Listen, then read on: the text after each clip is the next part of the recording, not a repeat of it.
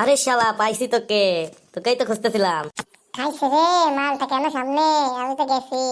হালার কাছে 5,000 টাকা পাবো, হালা আমাদের দেয় না, খালি ঘুরায়। আজ বাকে পাইছি, দেখাই হয় না।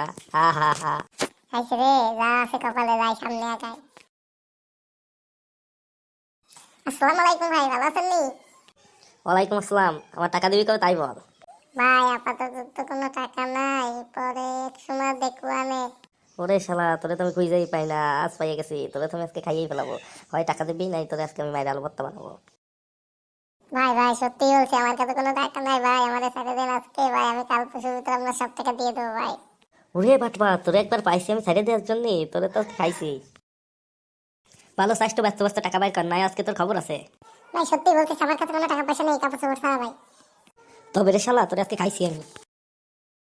না, তোর এভাবে মাইরে কাজ হবে না। তোর তো একদম মাইরে ভূত বানা ফেলাতে হবে। তোর কাপড় চোপড় লাগবে। এরপরে টাকা দিয়ে কাপড় চোপড় নিয়ে যাবে। আজকে তোর ল্যাংটের বাড়ি ফেটাই দেবো। ওরে বাবা রে, আমি পালাই। কি মাইজে দিল রে আমারে, ওরে আল্লাহ বাঁচাও, আমি দৌড়। শালা এবারের মতো বেঁচে গেল। কাল পরশু ভিতর টাকা না দিলে ওরা খুঁজে বের করে এবার এমন মার দেবে, ওরা হসপিটাল থেকে ফেরত দেবে। যাই, আমিও চলে যাই।